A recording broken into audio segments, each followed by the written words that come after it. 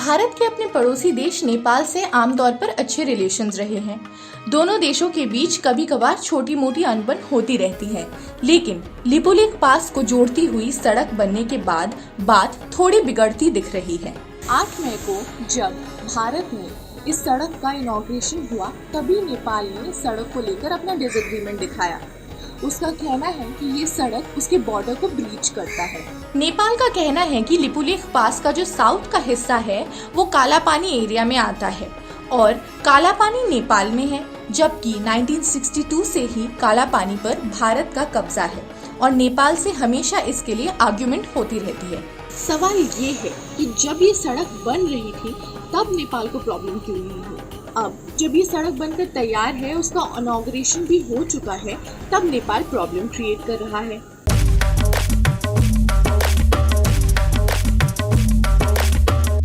आठ मई 2020 को रक्षा मंत्री राजनाथ सिंह ने उत्तराखंड में 90 किलोमीटर लंबी धारचूला लिपुलेख सड़क का उद्घाटन किया। ये सड़क पिछले कई साल से बन रही थी, जिसे बना रहा था बॉर्डर रोड ऑर्गेनाइजेशन। सड़क के बनने से उत्तराखंड के पिथौरागढ़ का धारचूला हिमालय के लिपुलेख पास से जुड़ जाएगा। नई सड़क घाटिया बागड़ से शुरू होकर लिपुलेख पास तक खत्म होती है, जो मानसरोवर की एंट्री है।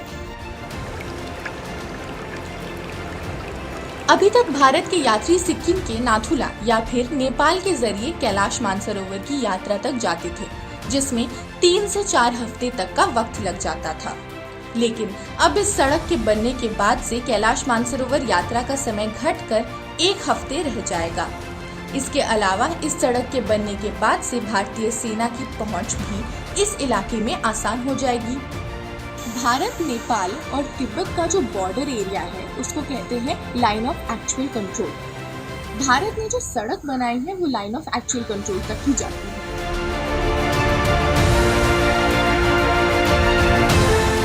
भारत से जो यात्री कैलाश मानसरोवर की यात्रा पर जाएंगे, वो लाइन ऑफ एक्चुअल कंट्रोल को पार करके लिपुलेख पास के जरिए तिब्बत में एंट्री करेंगे और फिर इसी रास्ते से कैलाश मानसरोवर की यात्रा करके भारत लौट आएंगे। ये सड़क बन गई है, लेकिन अब भी 4 किलोमीटर सड़क बननी बाकी है, जिसके लिए कुछ पहाड़ काटे जाने जरूरी है।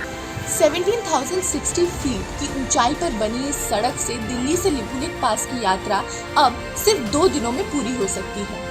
इससे सबसे बड़ा फायदा कैलाश मानसरोवर के यात्रियों को ये है कि यात्रा का 80% हिस्सा वो पहले चाइना में तय करते थे और 20% हिस्सा इंडिया में, मगर इस रास्ते के बनने से 84% हिस्सा वो इंडिया से तय करेंगे और 16% हिस्सा चाइना। अब हम थोड़ी सी इसकी हिस्टोरिसिटी में घुसने की कोशिश करते हैं और जानते हैं कि क्या भारतीय सेना के लिए जरूरी थी ये सड़क।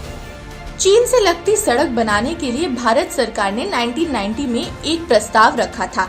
1999 में जब अटल बिहारी वाजपेयी प्रधानमंत्री थे, तो कैबिनेट कमेटी ऑन सिक्योरिटी ने इस सड़क को बनाने की मंजूरी दे दी थी, लेकिन फिर मामला आगे बढ़ गया और सड़क नहीं बनी। 2017 में जब भारत का चीन के साथ डोकलाम मुद्दे पर करीब 70 दिन तक विवाद चला था, तब भारत सरकार को समझ आया कि सड़कें बनना कितना जरूरी है। इसके बाद 2017-18 में रक्षा मंत्रालय की स्टैंडिंग कमेटी ने अपनी रिपोर्ट में लिखा कि देश कुछ ऐसे पड़ोसियों से घिरा है जिनसे रिश्ते संभालने में काफी मुश्किलें होती हैं। ऐसे में सीमावर्ती इलाके में सड़कें बनाना और विकास के कुछ काम करवाना बेहद जरूरी है।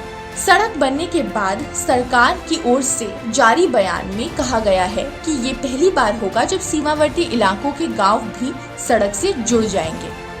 नेपाल और इंडिया के बीच में जो इंटरनेशनल बॉर्डर एग्रीमेंट हुई थी, वो अंग्रेजों के जमाने में हुई थी। जिस काला पानी को लेकर कंट्रोवर्सी है, वो एक 35 स्क्वायर किलोमीटर की जमीन है। 1816 में ईस्ट इंडिया कंपनी और नेपाल के बीच सुगौली की संधि हुई थी। तब काली नदी को ईस्ट इंडिया कंपनी और नेपाल के बीच रखा गया था। ये नदी काला पानी से होकर निकलती है। 1962 में जब भारत और चीन के बीच लड़ाई हुई, तो भारत ने काला पानी में आईटीबीपी के जवान तैनात कर दिए और अब भी ये जवान वहां तैनात हैं, जिसको लेकर नेपाल प्रॉब्लम क्रिएट करता रहता है।